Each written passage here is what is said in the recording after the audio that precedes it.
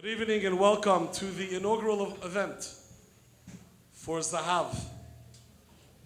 I just want to give a few shout outs and a few thank yous. First and foremost to our sponsors of tonight's evening, Leisure Chateau. Thank you to Connections for everything that you do. Mrs. Stefanski, Mrs. Tress. It is truly a schos for Agudas Yisrael to be able to work together. A few months ago,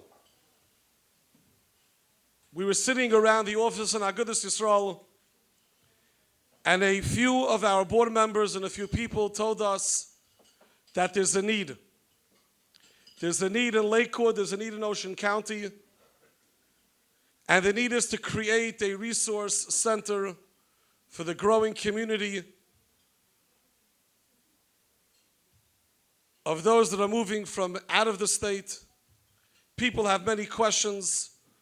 What happens over here is not what happens in New York. What happens in New York is not what happens in Florida. Not what happens in Cleveland, not what happens in Pittsburgh. And there's a lot of unknown. And as is the case, Agudas Yisrael, Baruch Hashem, stepped up to the plate, and Hashem sent us the right shliach. And there's a tremendous amount of hashgacha pratis, but we were able to find Mrs. Hadassah Waldman, who has really taken on this mission and taken on this initiative. And today, Baruch Hashem, there are over 300 people in this building, upstairs, downstairs, an overflowing crowd. There clearly is a need, and we are, Baruch Hashem, here to meet that need and to address it.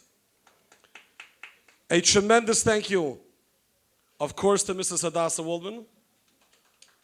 A tremendous thank you to Ms. Shane D. Green for taking care of all of the logistics and behind the scenes and making sure this event happens. Of course, a special thank you to all the staff of Agudas Yisrael, particularly those in the New Jersey office that are here tonight, that have volunteered to be here tonight, that have always given us their suggestions. On the tables, there are piles of books. These books, I can testify, I've seen it, were created after emails literally 2 o'clock, 3 o'clock, 4 o'clock, 5 o'clock, 6 o'clock a.m., non-stop, by Mrs. Waldman, by the graphics department, by the communications department. This was a team effort, and these books were created, this event was created, and we continue to serve.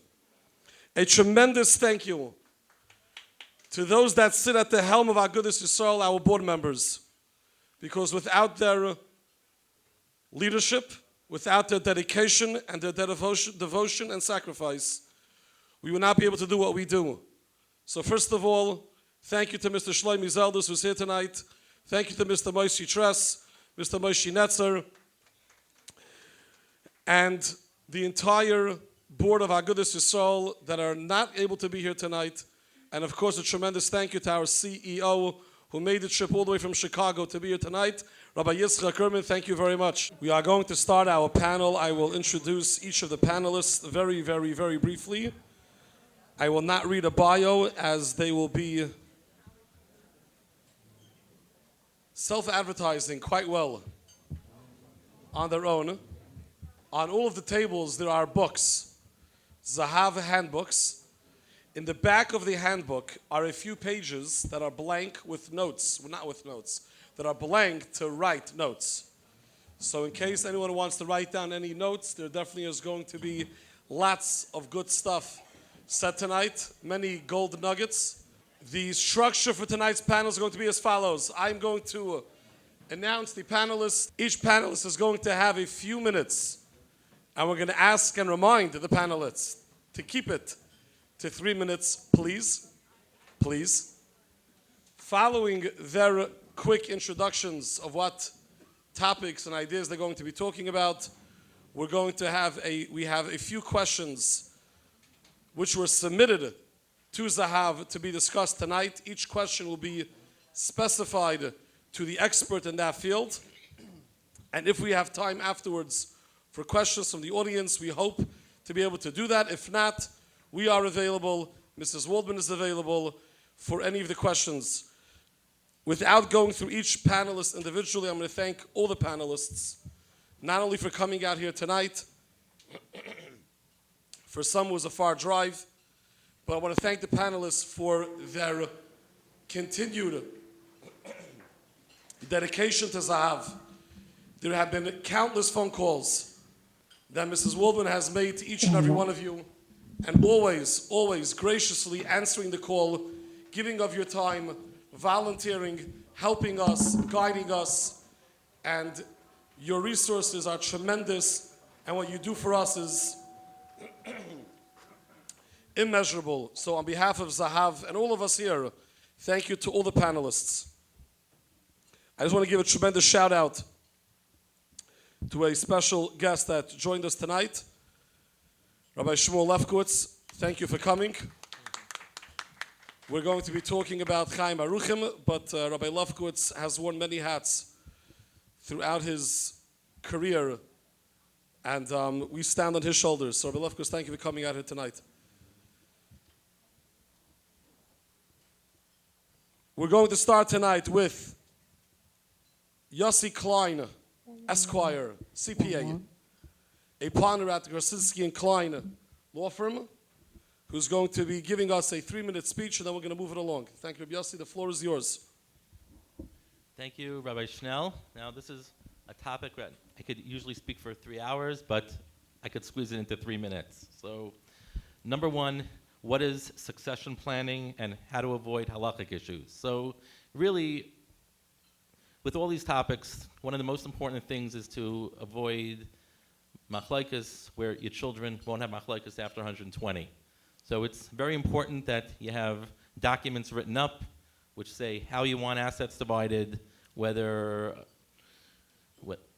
equal, whether some people get more, some people get less. Very important just to have it in writing to avoid any misunderstandings. Halachic issues, we all know generally the boys get the assets. There are halachic strategies, most of you know, which can allow you to get around some halachic loopholes which allow you to give assets as you want. Even when people do that, most people hold it's still nice to set aside a certain amount to give halachically. However, it's very, very important to have your halachic documents in place to avoid any possibility of a bezdin and to have your secular documents as well. How do I protect my assets from expensive long-term care? You can have long-term care insurance, which is very expensive, especially at this point. You could pay out of pocket. Finally, you can set yourself up so Medicaid could pay. Very, very briefly, that requires you to basically take your assets, most of your assets, give them away, either to your children or to a trust. And in New Jersey, in order to qualify to have Medicaid pay for home care, nursing home care, there's a 5-year waiting period. Now, there's a 5-year waiting period for both 5-year waiting period for New Jersey. In New York, I know you're not in New York, but if you are, New York currently has no waiting period for home care. So we could talk about that more as well. So it's very important to at least have a plan on whether you'll pay for it, whether you want Medicaid to pay for it. I think a lot of people will be talking about that. Estate taxes, New Jersey has no state estate tax, so if you're a single person with $12 million, a couple with $24 million, you have to worry about estate taxes. So hopefully you all have that and have that problem. Avoiding probate. Some people are concerned about avoiding the court system after 120 so that your kids don't have to hire lawyers, file papers in court, go through a court process to get the assets to go to the children. It could get more complicated if somebody is single, has no children, definitely a longer process. If somebody has assets in multiple states, a condo in Florida, a bungalow in New York, condo in New Jersey, it would require 3 states. Finally, what is a power of attorney? Healthcare proxy. If somebody's chas v'sholom incapacitated, it's important to have documents where you could appoint agents who can make medical decisions for you and handle your financial affairs. Thank you. Thank you, Rabbi Yossi, for setting the tone and sticking to the 3 minutes. Yeah. And we'll get back to dive deeper into all of those topics. Mrs. Mindy Salzberg, President of Medicaid Solutions, Thank you very much for coming. Thank you for all of your assistance and resources all the time. The floor is yours. Thank you, Rabbi Schnell, and thank you, Mrs. Waldman. Thank you, Rabbi Schnell, and thank you, Mrs. Waldman, for having us come tonight. Thank you all for attending. I will try to keep to my 3 minutes, but as Mr. Klein said, we have more information than 3 minutes worth to put here, so I'm going to be brief. Firstly, I'd like to differentiate between two very confused terms, Medicare and Medicaid. Medicare is a federally funded program. It's an entitlement program for those people who paid into the system, for people who are over 65 or under 65 and disabled. It's managed by the federal agencies, so anywhere you go within the United States, if you have Medicare, you're covered under Medicare. Medicare pays for skilled care. It doesn't pay for custodial care. It pays for skilled care, going to the doctor, going to a hospital, going up to a nursing home, up to 100 days of skilled care. Medicaid, on the other hand, is a jointly funded program between the federal and the state governments. It is managed by the states. Whichever state you reside in as your primary residence would be the state that you could apply for Medicaid for, and it will only cover you in that state. In order to qualify for Medicaid, a person has to be impoverished under the state guidelines, and Medicaid would cover custodial care. It covers care that's not covered by Medicaid. I'm sorry, not covered by Medicare. It covers care such as home care, assisted living, nursing home care, and other types of custodial care. In order to qualify for Medicaid, a person, well, there's two types of Medicaid. Let's start with that. Two types of Medicaid. Under 65 is the New Jersey Family Care Program. There are a lot of families and young children who are on New Jersey Family Care. This program is income-based only. There's no asset test. A program for people who are over 65, once a person becomes Medicare eligible, they're no longer eligible for the New Jersey Family Care Program that the standard family is on, and then they need to qualify for the adult Medicaid program. It's called ABD, Age, Blind, and Disabled Program, for individuals who are 65 and up or young and disabled.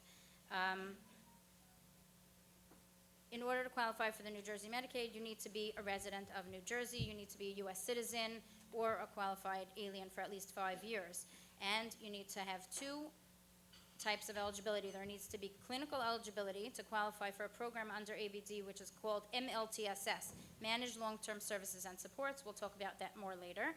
It covers for long-term care. And in order to qualify for that MLTSS, you need to have a clinical eligibility, which means that you need to qualify for need assistance for at least 3 activities of daily living. You also need to be financially eligible. Financially eligible means that you have to qualify within the income guidelines, which is $2,742 gross per month, and you also have to qualify under the asset guidelines. Very quickly, I'll tell you that assets for an individual have to be under $2,000. Assets for a couple have to be under $3,000.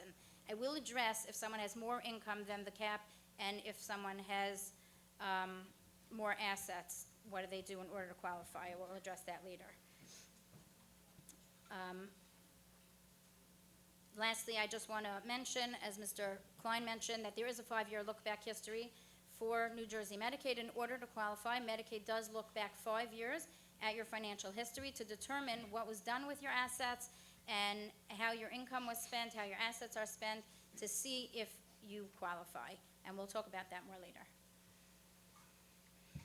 Thank you very much, Mr. Salzberg. And our next panelist is Rabbi Saul Meir Krona, who is a financial planner from the Mako Financial Services. Rabbi Saul. Thank you. So I guess before I start, I want to mention it's really a privilege to be on the same stage as my Uncle Pesach. I think you're going to say me. And when working together with my Uncle Pesach, I must say that I'm quite happy that it's a speaking engagement and not a bris. So tonight, throughout the evening, I'd like to touch on a couple of financial risks that retirees face and how to navigate them. Those risks are as follows. The first risk that comes to mind is the risk of running out of money. A healthy couple, age 65 years old, there's a 74% chance that one of them will reach age 90. Baruch Hashem, there's been a tremendous increase in the medical availability and advancements, And that's a fantastic thing, but our money has to last as long as we do. So that's a considerable risk that we need to take into account. And we'll discuss a little bit later how to navigate that. Second risk that comes to mind is healthcare costs. So informal care in New Jersey, that is to have an aide come to someone's house to assist them with things. Currently, the average in New Jersey is around $5,600 a month.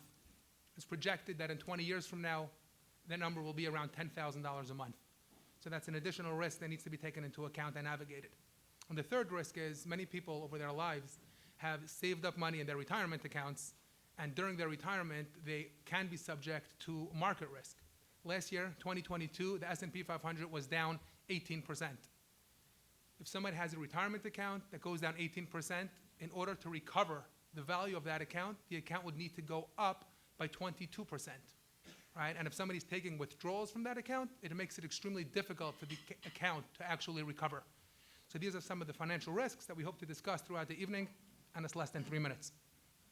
Excellent.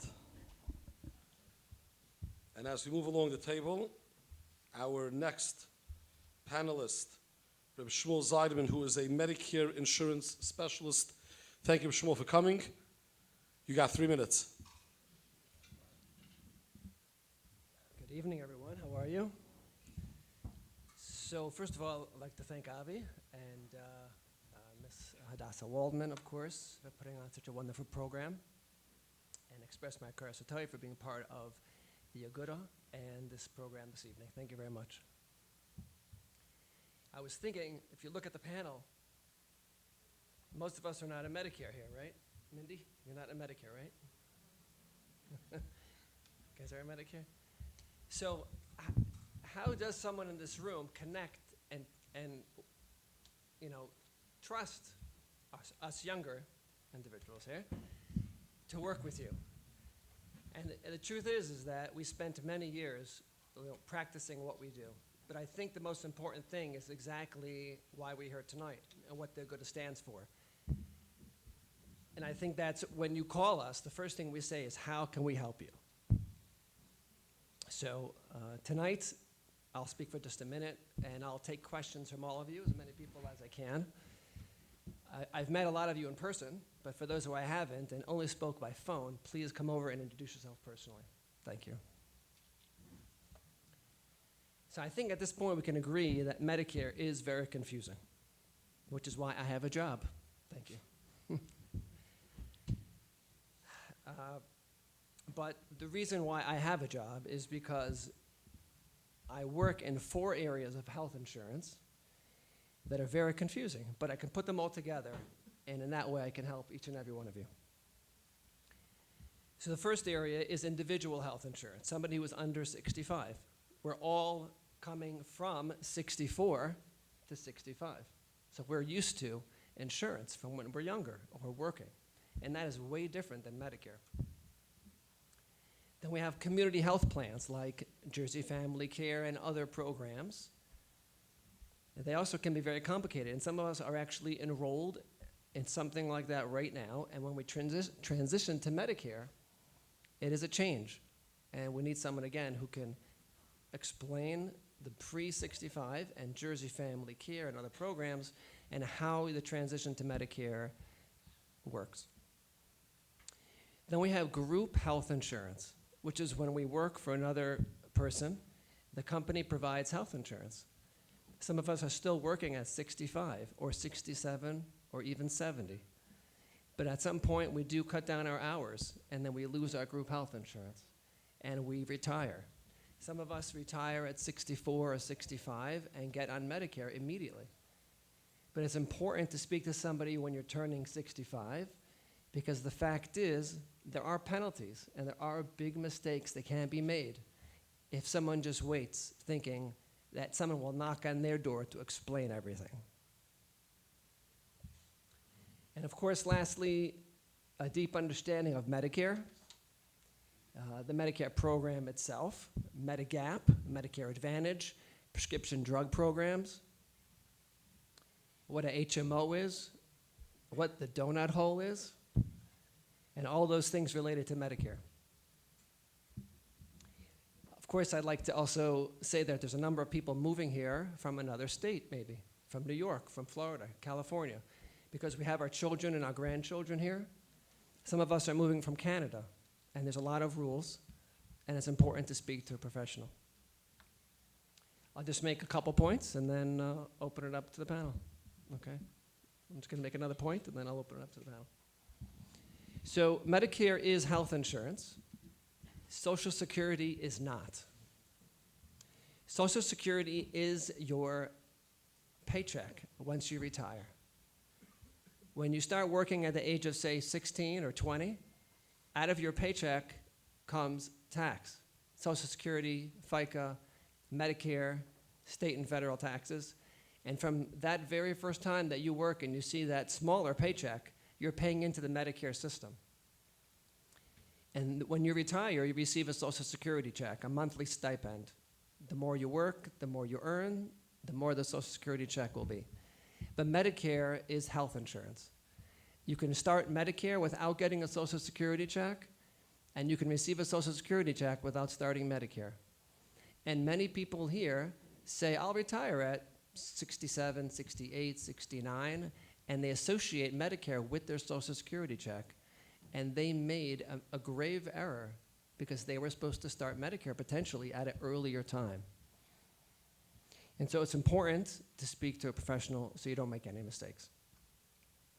Second point I'd like to make is that, unfortunately, the population here tonight is targeted by telemarketers, flyers, advertisements, 24/7, everywhere you look, newspapers, buses, Facebook, on your phone. You can't do anything without getting an ad, a flyer in the mail, and they're very confusing, and they say a lot of great things. But unfortunately, most of them do not actually apply to you.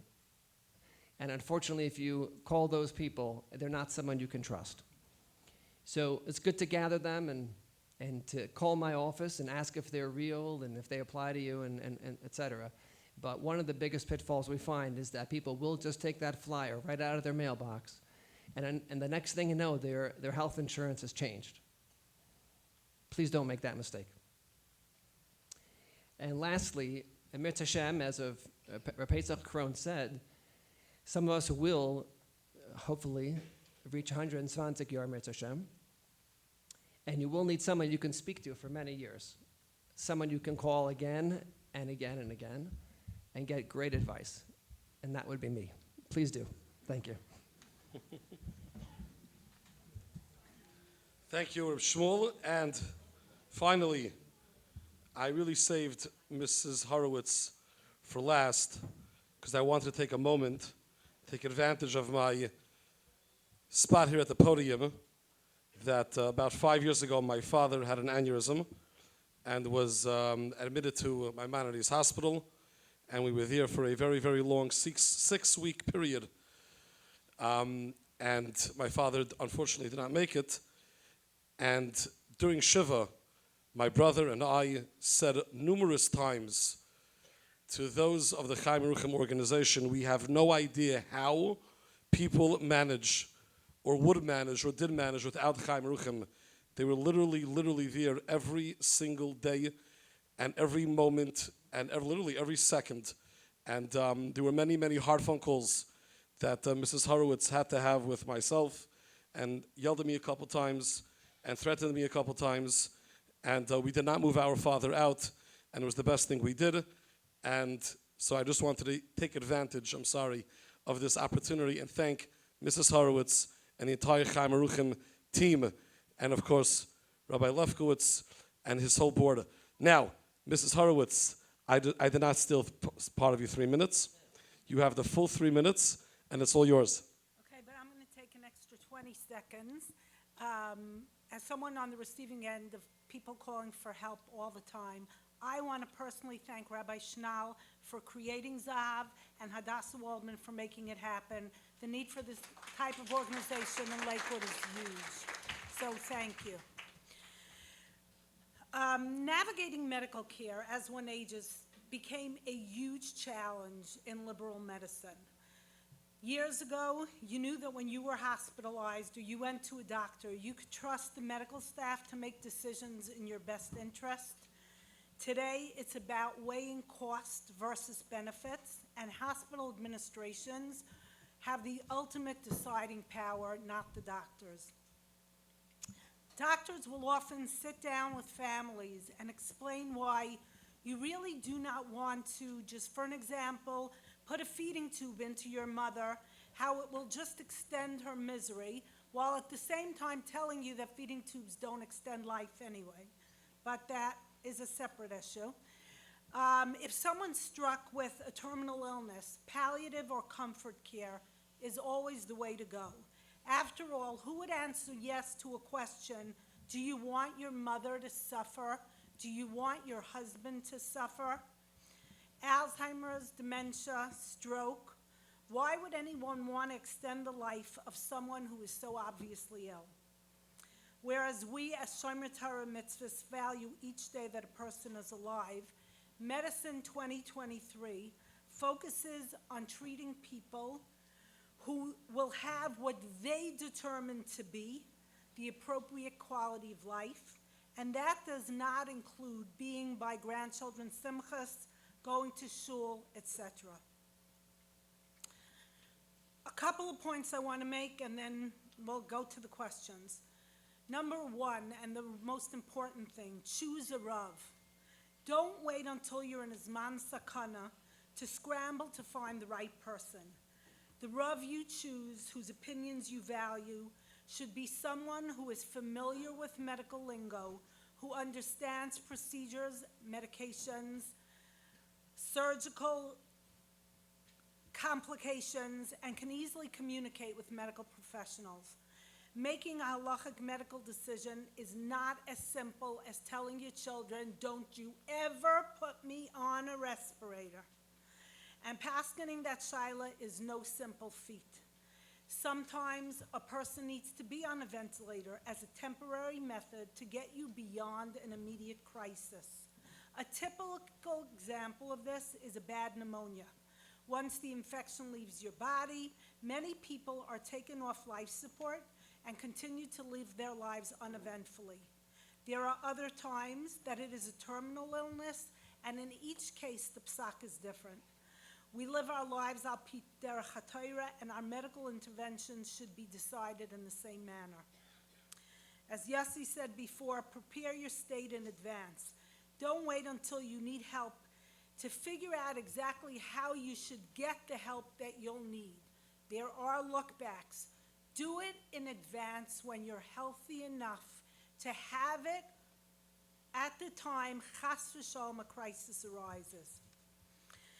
Share your healthcare proxy, insurance information, choice of Rav, and anything else you think is important with one or two of your children or close friends in addition to your spouse.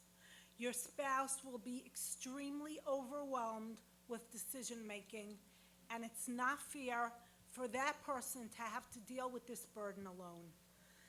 With Hashem's help, we all plan to be healthy until 120, but it's always important to be prepared. Amen.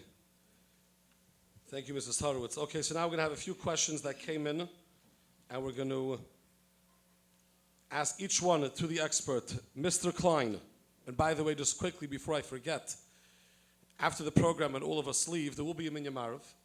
After the program, on your way out, there are tables with cards and flyers for all of the experts here tonight. Please be sure to pick up one. And also one quick shout out and thank you to Mrs. Gelbwax from the LCSC and the Wheels on Meals program. Thank you very much for coming and for all the support and guidance you give to Zahav and to Agudas Soul in general and all that you do for us. Thank you. Question, Mr. Klein.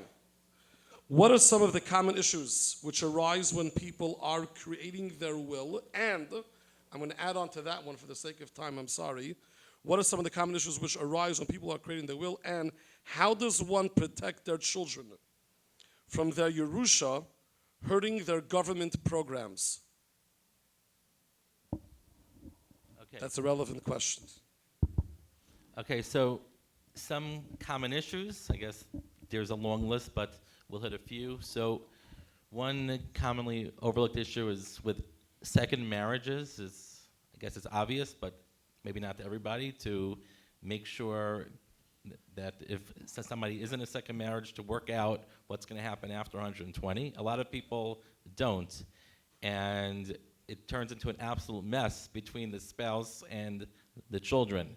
Now, one might say, oh, my husband's a tzaddik, wife is a tzaddikis, I'm not worried. So one thing that commonly happens is that the spouse, unfortunately, gets sick, and then the spouse's children get involved, and even though your spouse was amazing, the children might not be. And it's just important to work it out either with documents, have your accounts set up correctly. That's number one. Number two, people own a business. Some people own some investment real estate. And it's just important to have a plan as to who's going to be in charge of it, either if chas v'shalom one becomes incapacitated or passes away.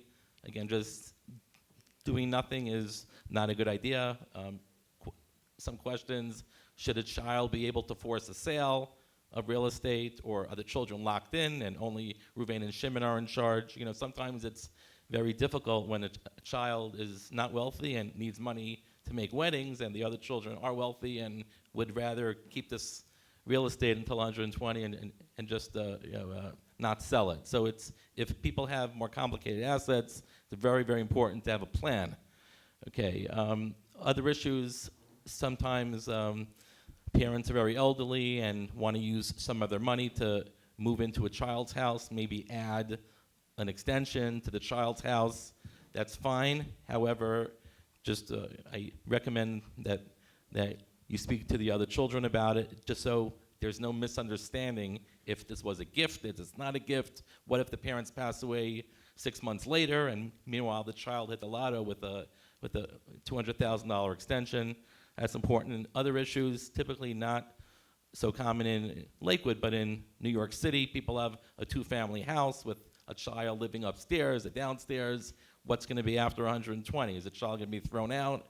You need to have a plan. Maybe the child could live there for a few years and rent-free, and then who pays the expenses? Maybe the child has an option of buying the house for a good price. Some of you might have a house back in Borough Park that you didn't sell. So these are important issues. Don't just ignore it. Obviously, it could create a big machlokes. Special needs children obviously have to be dealt with. Who's going to be in charge of the child? That's important. Sometimes it shouldn't happen to anybody. Somebody could have a child off the derech. Question is, should they get less money or equal or what? It's complicated. Sometimes people say, well, my other kids need the money more, but sometimes, one last stab in the back might not be a good option either. So really, people should speak to a Rav and figure that out. The final issue that could come up that I'll mention is gifts to the children while you're alive. I think it should be clear if it was a gift or a loan. Because if it's not, you don't want your kids to become each other's creditors after 120 and say, you owe this money, you don't owe the money. I personally like having a document, even if it's a one-pager. Just so if it's a loan, it should be written as a loan, and if it's a gift, then if there's no document, it's not a loan, because that could be a big, big issue of kids fighting afterwards. Now, just the question about protecting children from the Yerusha hurting their programs. So the way we create our wills, our trusts, and a lot of lawyers do it as well, that we set it up where no human child actually inherits anything. So if somebody has 5 children, the documents are set up where 5 mini trusts are activated after the parents pass away, one for each of the 5 children. If a child feels he doesn't need it, he could say, I don't want it. But what is the benefit about a child receiving his Yerusha in the form of a trust instead of in his own name? So obviously, if he's on programs, if he gets his Yerusha in a trust, it would not throw him off. What is a trust? A trust is like a non-human owner of assets, like a robot mom and dad create. So the money doesn't belong to the child. It could protect from the child being thrown off programs. And the same mini trust can help if a child has creditors after parents pass away. Chas v'shalom, a child has marriage problems.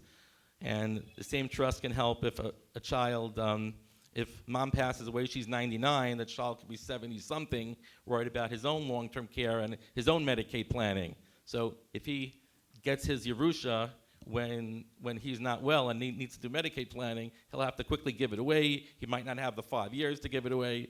So if the Yerusha goes to a child's trust instead of to his own name, he would not have to give it away. It's automatically protected by Medicaid. Thank you, Mr. Klein. Mrs. Salzberg, many are under the impression that Medicaid is only for people with low income. How is it legal for those who own homes and have money to still get Medicaid? Good question. Medicaid is designed for people who have low income. People who have a higher income than the gross income that I mentioned before, the $2,742 per month, could still qualify for Medicaid by using what we call here in New Jersey a QIT, a Qualified Income Trust. It's also known as a Miller Trust. Some of you who are coming from New York may have heard of a pooled income trust. It's a similar idea to the pooled income trust. It's managed individually. Basically what the QIT is, it's a trust document that's prepared with an associated bank account, and the income that's higher than the $2,742 would be deposited into that account, and that money would be used for Medicaid qualifying expenses. So there is a loophole, and it's all within the Medicaid regulations, to allow an individual who has over the income cap to still qualify for Medicaid by using this QIT.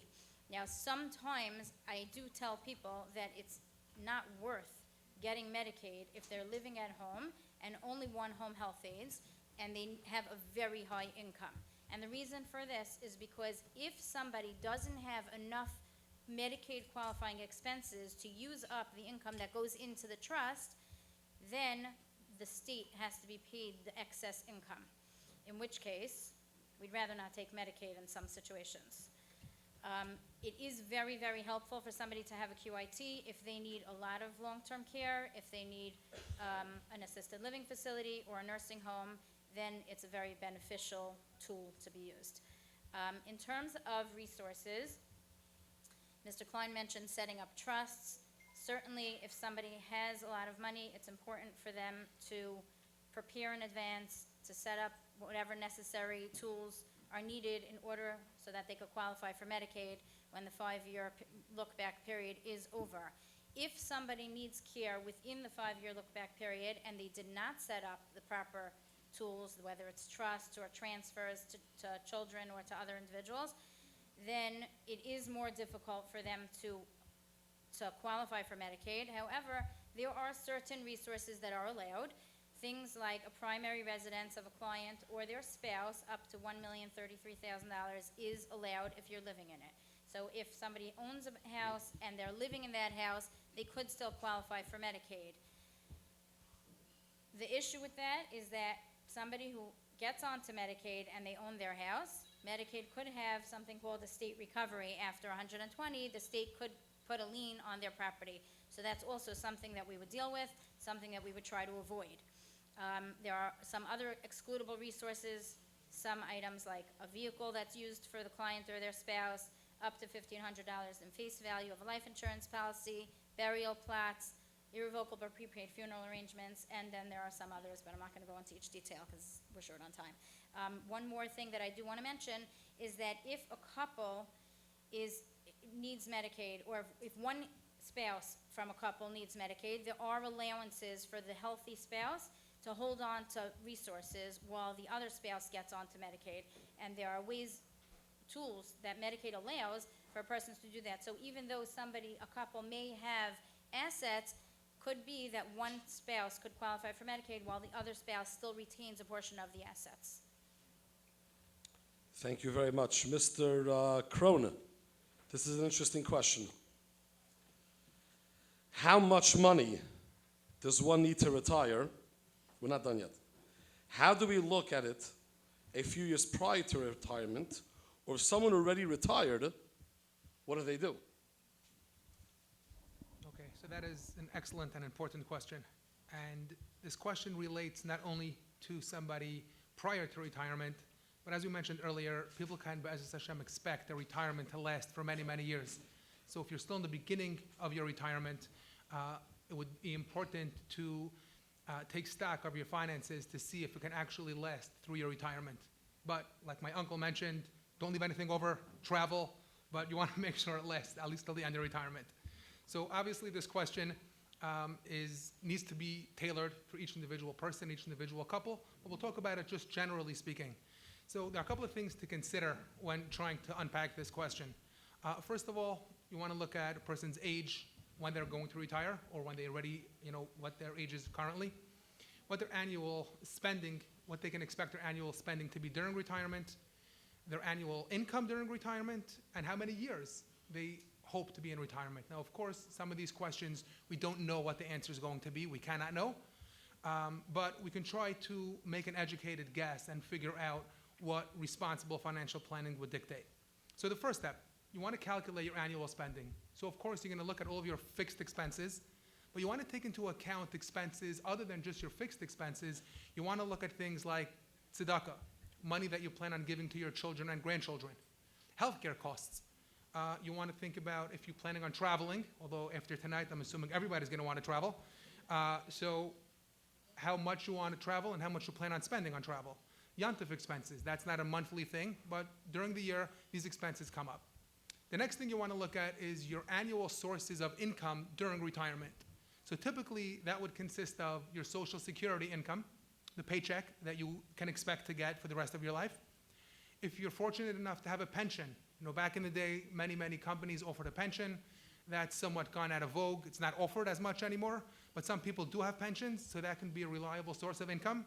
If somebody has real estate, that can produce income. And now you want to compare your expenses to your income. If your income is more than your expenses, you're good to go. You probably don't need to stay for the rest of the presentation. Take a cookie on the way out, and you're all set. But for most people, the income that they're going to get from the various sources will typically be less than their expenses. So they have somewhat of an income gap where they have to make up some income for their retirement lifestyle. So how do we bridge that income gap? So that's where retirement accounts, whether they're 401ks, IRAs, or money that people have saved for retirement, comes into play. So I think we can all assume, let's use an example to keep it simple. If someone has $100,000 annual expenses, that's what they assume it's going to cost them during retirement, and they have reliable income of around $60,000 a year. So we have a $40,000 income gap. So how do we make that up? So if someone has, in our example, a $200,000 account, and they start withdrawing $40,000 a year, the beginning of their retirement will work excellent. But after a few years, of course, that's going to fall apart because you'll deplete your account and your retirement lifestyle will suffer. So that's why even if you retired already and it's going well, it's important to look at these numbers to make sure that your retirement plan can hopefully match your longevity. Now, if you didn't retire yet, then of course, you don't want to wait until retirement to look at these numbers. You really want to consider and make a cheshbon now, because while you're still working, you have time to continue to save and fund your retirement accounts or general savings accounts that would help you meet your retirement goals. Now, if you already did retire and you sit down, pen to paper, and you make this cheshbon and you see that your retirement income is not sufficient, then you need to go back to your expense assumptions. Maybe the money that you're giving your children is more than you can afford, even though you might be able to afford it this year.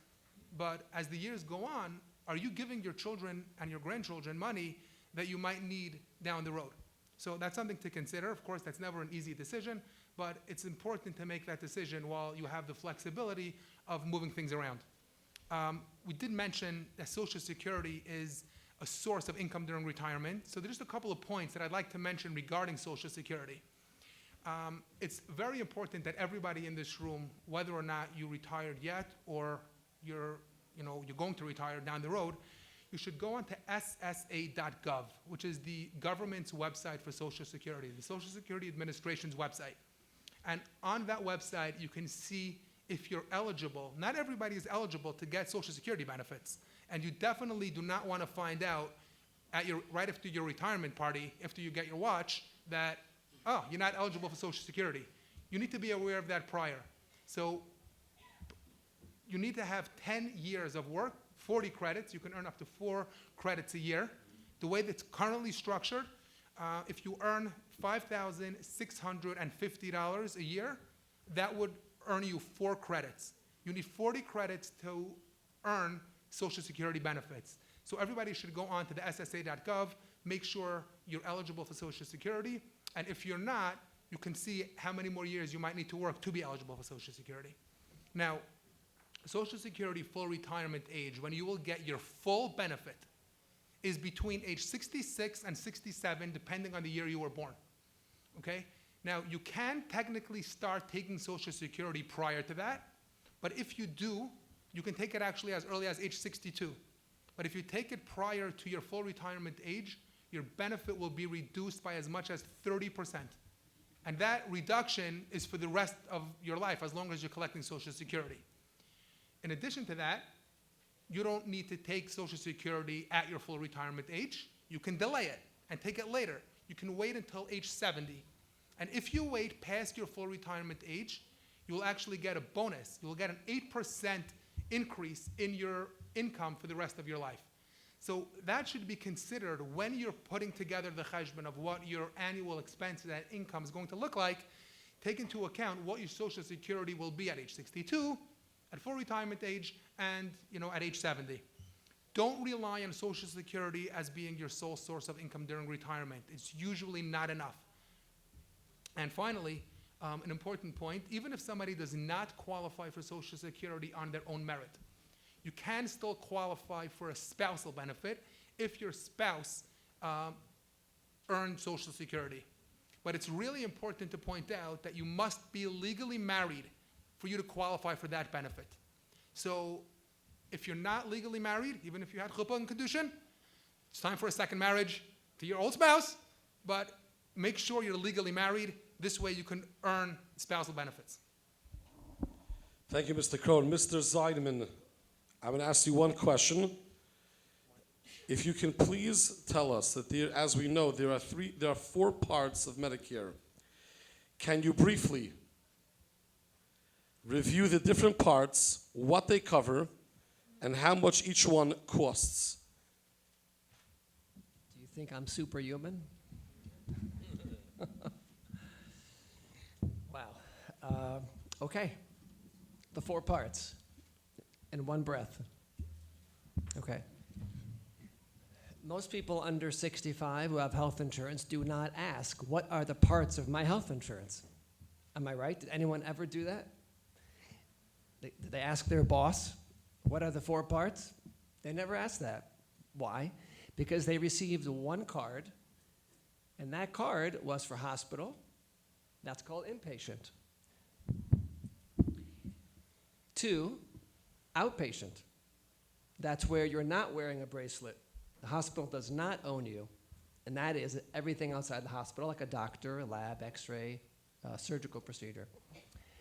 And number 3 would be prescription drug coverage, right? So on that one card, include all those 3 things. So Medicare has 4 parts, but because it's brand new to everyone in this room, we ask, what are the 4 parts? Almost like the Manishtana, right? So the first part is A, that's hospitalization. If someone has that bracelet that says we own you, that's inpatient. Number 2 is what's called Part B. That is outpatient. Doctor, labs, x-ray, surgical procedures, diagnostic, blood work. And then the third part is D, which stands for drugs. Prescription drug coverage. Walgreens, CVS, Refuah, all these pharmacies, that's where you would use your prescription drug coverage. There is a 4th part. The 4th part is C, A, B, C, D. So Part C is where you give up your traditional Medicare, your original Medicare, you give it up for a private health insurance company. And that one card from a private health insurance company combines everything into one card, like you're used to prior to 65. Unfortunately, though, those cards own you. Those private health insurance companies ultimately can make the final decisions for you. So although there are Medicare Advantage plans, which is what a Part C is called, They are not the optimal coverage, and if someone could afford it, it's better to have traditional Medicare where you have the flexibility and control over your own medical future.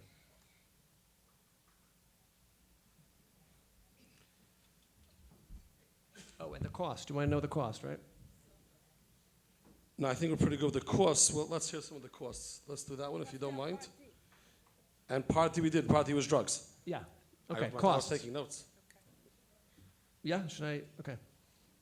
I was going to ask you another question, but I think you touched upon it. Okay. And that's, you mentioned that C is not recommended. That's correct. I know that Chaim Aruchim specifically does not recommend going with C. And just to reiterate, the reason is because then you're owned by the insurance company, which I'm not sure what that means. Sure, I will explain. We are very particular as a community. We would like to see any doctor we want. When our neighbor tells us of their excellent urologist, gastroenterologist, cardiovascular surgeon, we want to go there. When Refuah, Echo, recommends someone, Bikur Cholam, RCCS, we want to go to that special doctor wherever they are. John Hopkins, the Mayo Clinic, Columbia, whichever hospital that is.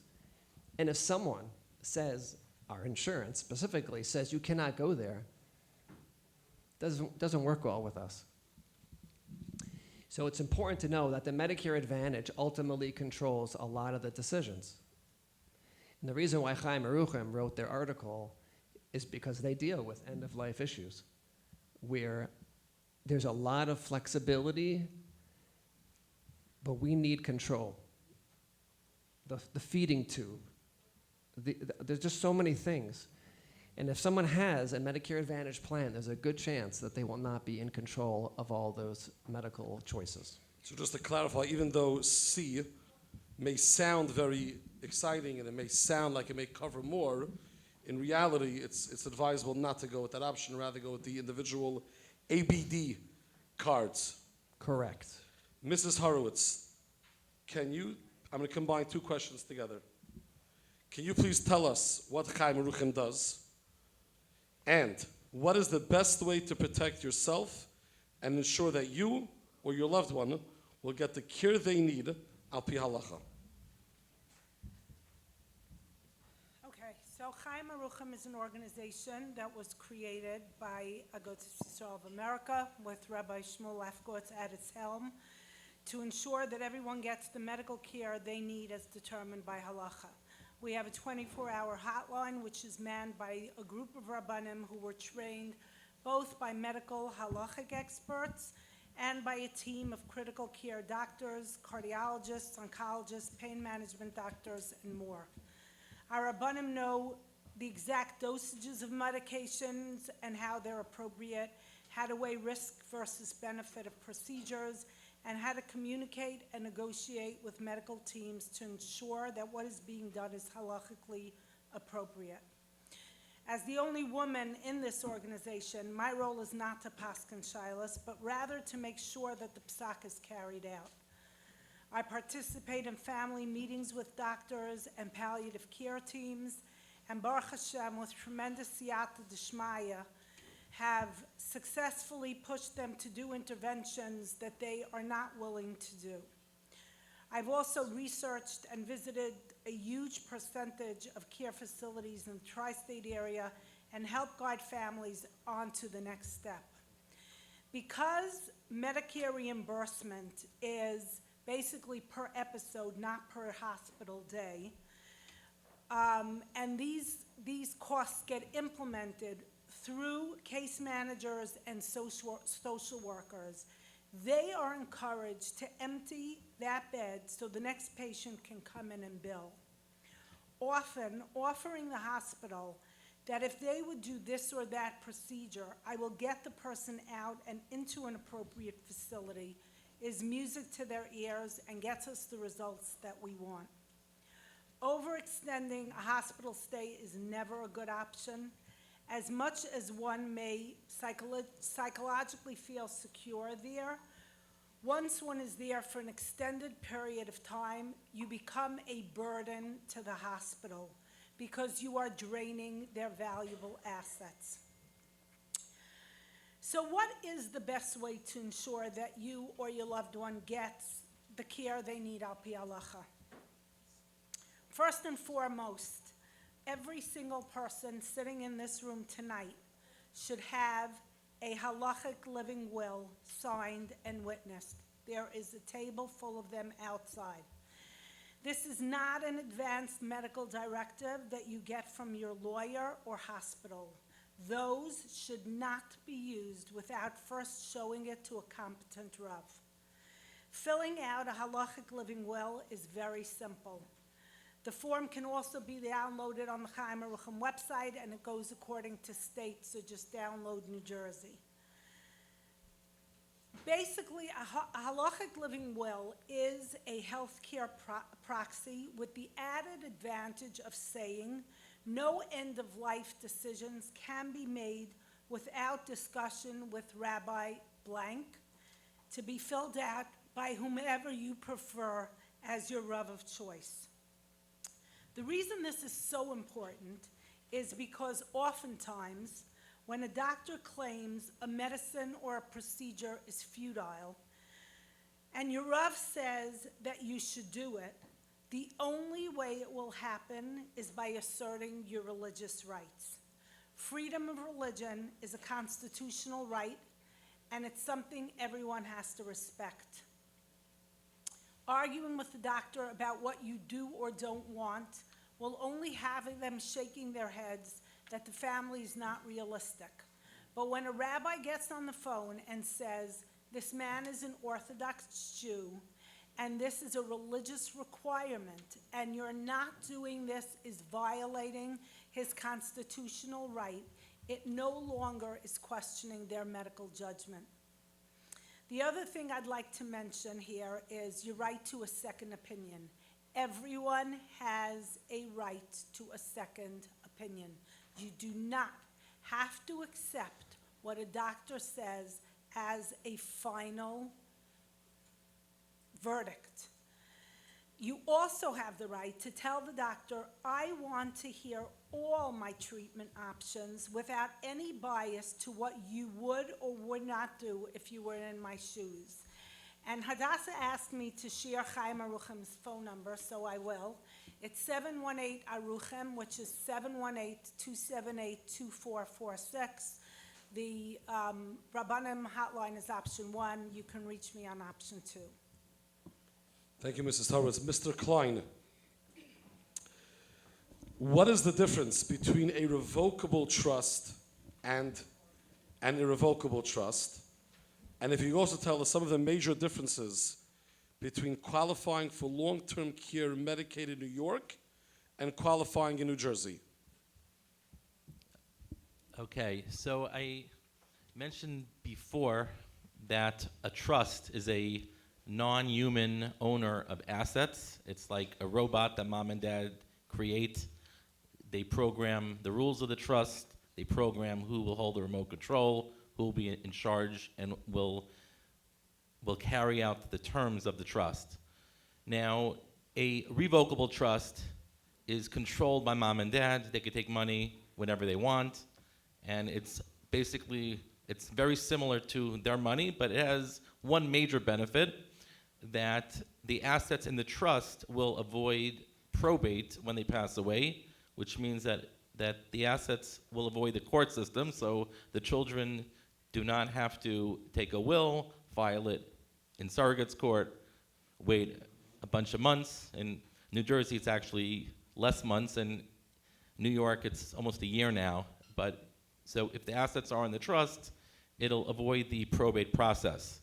As I mentioned before, if somebody has assets, has a condo in Florida, bungalow in New York, a condo in New Jersey, technically the children would need 3 probate processes going on at the same time. So a revocable trust, the main benefit is to avoid probate. Now, when a lot of people create trusts, they create it also for Medicaid planning, long-term care planning, or because they're very wealthy and worried about estate taxes. In New York, if you have more than $6 million of assets, you could be subject to estate tax. So New Jersey has less of an estate tax issue. New York, $6 million estate tax. So in order to protect your assets from expensive long-term care or the estate tax, you have to gift away your assets 5 years in advance for long-term care planning, and it has to go to an irrevocable trust. Now, for most people, this does not sound exciting because mom and dad cannot be the trustees, and really the trust should not be for the benefit of mom and dad. So this is really a replacement of giving your assets to the children, but you're just giving it to them in a well-managed way. Now, obviously, most lawyers try to set it up as much as possible to get as close to the line, to give mom and dad as much control as possible without ruining the Medicaid. So how are these trusts typically set up? It's part one is while mom and dad are alive. Part two is afterwards. Typically, the trust is set up where while mom and dad are alive, the children could use trust money to maintain the house, which is usually also in the trust, and typically the trustees, the children, could give money to themselves. Now, the number one main way to get money back is money goes to the children, and then once they make a kinyan on it, it becomes their money, they can do whatever they want with it, and they take it from there. Now, we do give mom and dad typically the power to fire a trustee, but it's very rare that if you appoint your grown children, you'll want to fire them, but it's possible. So there are some creative ways how to give mom and dad control, indirectly, which are kosher and legal, obviously, and that all has to be worked out. So long-term care planning, really, that is the con, is losing legal control. Nobody likes it, but it might be better than having to pay a lot of money for health care. Now, the trusts that are set up for New York, New Jersey are very, very similar, almost exactly the same. It doesn't matter what state you're in. Now, I guess there are two major differences between New York Medicaid, New Jersey Medicaid, long-term care Medicaid. In New York, if you have to give away most of your assets, but retirement accounts are an exempt asset. So you can have $1 million in an IRA and still qualify for New York Medicaid. That is a big deal. In New Jersey, retirement accounts are not exempt. So it is definitely much harder to qualify or it's much harder to do long-term care planning when you have a large retirement account, because what are you going to do with it? You don't want to cash it out and pay taxes on it now, and you cannot put retirement account into a trust now, so a lot of people are stuck. So there are various strategies what to do. You're allowed to donate $100,000 a year to a charity. There are creative things people think of, but generally it's more difficult to qualify or to plan for this if you have a large retirement account. The other issue, as I mentioned before, New York currently for home care has no waiting period. So if we find out tomorrow mom needs home care, you can take the assets, transfer to a trust, and within a short period of time, mom could qualify for home care in New York. So I guess if somebody lives in New Jersey and might have a child or two living in New York, it's definitely, you say, well, should I do the planning or just forget about it because I have a large retirement account? Well, if you have a child in New York, you could say, well, if I really, chas v'shalom, need expensive care, I'll just go back to New York. So the retirement account issue and the fact that New Jersey requires a 5-year waiting period for both home care and nursing home care, those are the major differences. Thank you, Mr. Klein. Mrs. Salzberg, what happens if someone is supporting their children or gives them money to purchase their homes? How would that affect their Medicaid eligibility? New Jersey Medicaid does not allow gifting. Unlike the IRS, where there are gift allowances, New Jersey Medicaid does not allow gifting at all. So basically what that means is that when somebody applies for Medicaid, Medicaid looks back at their financial history for the last 5 years, at all their assets, to see if any transfers were made over the 5-year period. If any transfers were made, Medicaid would issue a penalty period based on the amount of the gift that was transferred.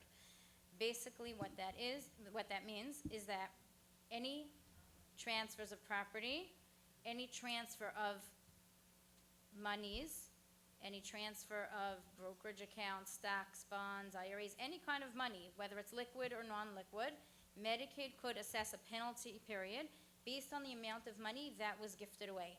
The way that Medicaid works is they add up all the gifts that were given over the 5-year period, and they divide it by the average cost of care in a nursing home, which this year is $384.57, and that is the amount of days of ineligibility for long-term services. So if somebody gifts away money and they apply for Medicaid, they will be assessed a penalty period, which is an ineligibility for long-term services. During their penalty period, they still will qualify for state plan services, but they won't qualify for the long-term services. The long-term services generally is the meat of what the person needs at that point, which is the home health aides, the assisted living, the nursing home care. The Medicaid state plan services are services such as hearing, vision, transportation to doctors, homemaker services, the smaller expense items. I do want to mention that there are exceptions to the transfer rules. I don't know how much time we have, if I could go into it or not. I'm not going to go into Very briefly. I'm not going to go into it in detail, but I will tell you that there are certain exceptions to transfer rules, transfers to a disabled child, transfer of a primary care, transfer of a property to a primary caregiver. There are specific requirements involved. I can't go into all of it tonight because we're limited on time. I just want to mention that it's very important when somebody's applying for Medicaid, in order to be able to prove to Medicaid that the transfers that you have made in your bank accounts weren't necessarily gifting. Sometimes a parent will give their child money to pay them back for something. Sometimes a parent will be repaying a loan. Sometimes a transfer is made and the person received something in return. Sometimes there's cash payments to home health aides. Medicaid will assume that all these transfers are made for purposes of obtaining Medicaid unless you can prove otherwise. So it's very important that when you're doing your Medicaid planning, you also take into account that record keeping is a very important factor. Record keeping in terms of keeping copies of receipts. If somebody's paying cash to a home health aide, you need to have it documented. You need to have proof that you are actually paying a home health aide and receiving a service in return for the payments that you are giving to the person. This doesn't only apply to cash payments, it also applies to checks made out to a certain person, to an individual's name, Zelle payments, Venmo payments, these types of payments. It's very important to keep records so that you can prove to Medicaid that the transfers that you made that were not gifts should not be penalized. Thank you very much. We're going to do 3 more questions. One from Mr. Krohn, one from Mr. Zeidman, and we'll end off the evening with Mrs. Horowitz. Mr. Krohn, how should one invest their retirement savings, and what does safe investments look like? That's a great question. That's a really, really important question. So when we talk about retirement accounts, we're referring to 401k plans, 401k accounts, IRAs, but also non-qualified accounts, money that you had put away for your retirement, even if it's not in a designated retirement account, would be included in this question. So before we get into the investment allocation and what would be appropriate and what would be considered safe, I think it's important to point out that retirement accounts, specifically 401k accounts and IRA accounts, are always owned by an individual. It's never jointly owned by a husband and wife. So it's very, very important that every retirement account have a beneficiary designated on the account, that who should get those assets after 120. If your intention is to leave those assets to all of your children, it's important that all of the children be listed as beneficiaries. Even if your children get along, and even if you make it known to your children that you want the money to be shared, if only one of the children is listed as a beneficiary, that child will legally inherit those assets, even if your will lists that all your children should get all of your assets, but a beneficiary designation on an account will supersede a will. Even if the child that you do leave it to, if your intention is to leave it to all of the children, even if he wants to share it with everybody, there are tax implications and negative tax implications of leaving it all to one child, because he will be required to pay the taxes on it, And if he shares it with other children, that's all well and good, but it's going to go based on his tax bracket. So if your intention is to leave it to multiple people, make sure it's actually listed on the account. Regarding investment allocations, so traditionally, if somebody has assets that they're planning on investing for longer term, it can be appropriate for those accounts to be invested more aggressively, more growth oriented, because although the market can tend to go up and down in the short term, over long periods of time we would expect it to recover. If somebody has a shorter term investment objective, those assets need to be invested a bit more cautiously because you cannot tolerate the fluctuations in the market. When we think about retirement, so we kind of have to straddle both sides of the coin over here, because on the one hand, we do anticipate starting to withdraw assets from the account during retirement. On the flip side, we also hope to have a very lengthy retirement. So we cannot be too conservative, but we also can't be too aggressive. Now, if you have retirement assets, it's very possible that when it was initially set up, it was set up many, many years ago with an aggressive investment allocation, which was appropriate at that time. As you get closer to retirement, or definitely if you've already retired, it's very important to revisit those allocations to make sure that they are in line with what your current objectives are. Now, I would say that you shouldn't wait until you actually retire to start reducing the risk in your portfolio. As you get closer to retirement age, you can start shifting and moderating the risk on your portfolio as you get closer to the time when you'll need to start withdrawing the assets. I want to make a side point. I think it's really important. Over the years in the frum community, we've heard many stories of unregulated investments that unfortunately did not work out the way the investors and the way people hoped. And when we're dealing with retirement assets, it's critically important that you're cautious with your investment allocations. Basics are the basics for a reason. Diversify. Don't have everything in one asset class. Don't have everything in one place. And as you get closer to retirement, you don't have enough time to recover from a catastrophic event or catastrophic financial event of an investment that either went belly up for whatever reason may have caused it to happen. If you hear about something that sounds too good to be true, don't run after it because we're going to make a lot of money. Run away from it. If it's a red flag, trust your gut. Even if you hear other people are doing it, the news doesn't break until the news actually breaks. And you don't want to subject your retirement assets to these types of investments. Thank you very, very much. Mr. Zeidman, for someone who would like to move or recently moved to New Jersey from another state or another country, what should they know about Medicare and how it affects their coverage? Okay. Let's take the state-to-state question first. Medicare is national. So if somebody lives in California, Utah, Missouri, or Florida, and they move to Lakewood, for example, Medicare will work here. They don't have to do a thing. However, unfortunately, their prescription drug plan does not. And you might not know this. And within about 60 days or less from you moving from one state to another, your drug plan could be terminated involuntarily. And what happens is Medicare, when you call them up and say, I have moved from one state to another, they notify the drug plan, and the drug plan will let you know that they're going to cancel on you. So if you move from one state to another and you think, okay, I called Medicare, I called Social Security, and I gave them my new address, and that's it, finished. And you ignored a lot of the mail because it's mixed up with flyers and other, just solicitations. And then you went to the pharmacy, and your card doesn't work. So if you are planning on moving, do not make any phone calls to change your address before you speak to a professional. That's number one.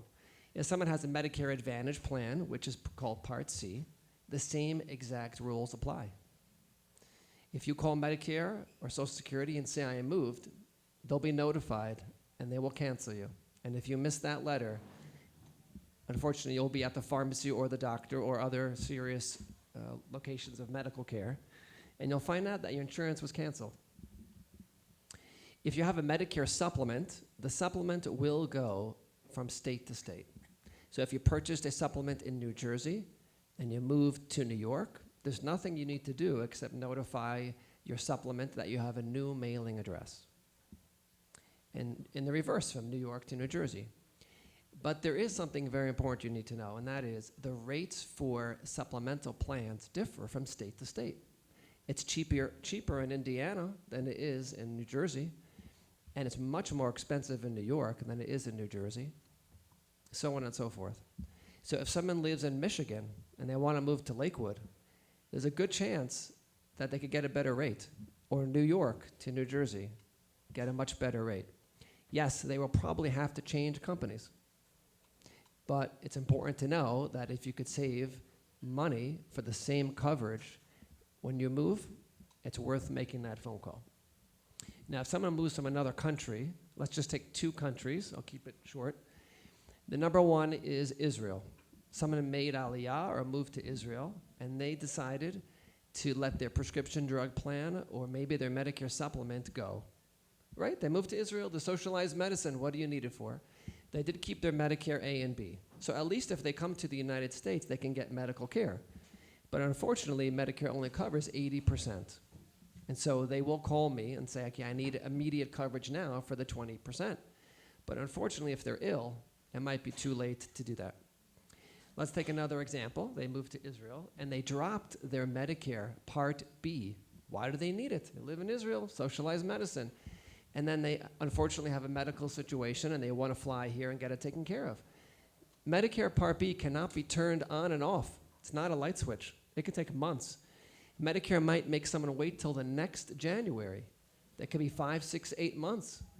That means, unfortunately, let's say, treatments like infusion, chemotherapy, which costs thousands of dollars every time somebody gets treatment, they have no coverage, absolutely no coverage. So there's a lot of mistakes that can be made. And lastly, Canada. Our brothers and sisters that live in Canada, some of them are American. Sometimes it's the spouse that's American and the other is a Canadian. And so they have special rules. And when they come here, they have a bit of a reality check. The cost for Medicare, they don't have enough credits, they have to wait. And so it's important to plan ahead. For example, if you're in Canada, to file taxes where the US is getting taxes on your Canadian income. If you do that, you'll earn credits. And so if you think, for example, a Canadian might be moving to America in a few years, it's best they call their accountant immediately and start filing reciprocal taxes so they start building up those credits. Those are just some of the points. Thank you. Thank you very much. And before I ask Mrs. Horowitz to give us the final question, or before I ask Mrs. Horowitz the final question, just a quick 2 announcements. Number one is after Mrs. Horowitz's answer, there is going to be dessert served at the buffets, in case anyone was wondering. And there will be a minyan marav. We have a chiv. There will be a minyan marav a few minutes afterwards, so everyone has time to eat the dessert. And again, thank you to our panelists. Thank you again to our sponsors, Leisure and Connections. And the final question, Mrs. Horowitz. We're good? What are, everyone got excited about the dessert, I'm sorry. What are the biggest dangers in medical care today? That's a loaded question. What are the biggest dangers in medical care today that we need to be aware of? Thank you. Okay, so the first simple answer to this would be palliative care, and I'll explain this with 2 very quick stories. A family took their mother, who was suffering from advanced dementia, to the emergency room as she had difficulty breathing. The doctors came in to speak to the family and asked the daughter if she would like to make her mother comfortable. Who wouldn't say yes? So she said, of course, most definitely. A short while later, they moved her to a quiet room in the emergency room, and she was thrilled that she had private services until she realized that no doctors or nurses were coming into the room. She was very obviously placed on palliative care, and she could not convince anybody to do anything otherwise. This family actually moved their mother out against medical advice to another hospital. The story happened 4 years ago and many chasanas ago, and she is, Baruch Hashem, still alive. A man took his 68-year-old father to the hospital because he was having a stroke. The doctor came in to talk to the family. The son made it very clear, we're Orthodox Jews. I want you to do everything in your power to keep my father alive. He went out to park his car. Both of these are true stories. He went out to park his car. When he came back 20 minutes later, there was DNI posted on top of his father's bed. He asked his mother, what's going on here? So she said, this sweet woman came down and spoke to me and said to me, do you want us to shove a tube down his throat and he won't be able to breathe and he won't be able to talk and he's never going to recover and you're going to be dealing with the vegetable? He got hysterical. He called the whole world, including us, of course, and the DNR and DNI were rescinded. The man was intubated. He was even trached. He went to an LTAC. He went to acute care rehab, and Baruch Hashem, 2 years later, is going to work every single day. These stories are 100% true. On that note, the one thing I'd like to mention is that doctors always say to me, communication, that would be my second biggest issue. And it's hard for families and doctors to communicate, and we have to do our part to make this as simple as possible. And the one thing that I think us as a Frum community suffers from is Baruch Hashem, we have a lot of family members. Everybody wants to know what's going on. Everybody wants to share their opinion. And I cannot even tell you how many doctors say to me, I cannot do this on Monday and on Tuesday and on Wednesday and again on Thursday because every day there's another child there. Assign one family member to be the communicating person with the doctors. Doctors will not talk to 7 family members. You can create group texts. You can create conference calls. Everyone can relay their concerns. Everyone can relay their questions. But at the end of the day, it will affect your care in the hospital if everyone is telling their doctor their opinion. And on that same note, I'm going to end with this. When you're dealing with a complicated medical situation, do not hide it from your children. You are not doing yourself or them a favor. I know that we tend to think we are sheltering our children. Why do they need to know? You are doing no one a favor by keeping it from your children. Thank you very much, Mrs. Howard. Thank you very much to all the panelists. Thank you, Mrs. Waldman. Thank you, Ms. Shane D. Green, again, for all of your help. Thank you to all the Aguda staff. And again, thank you to our sponsors, Leisure Chateau, Connections. Have a wonderful evening.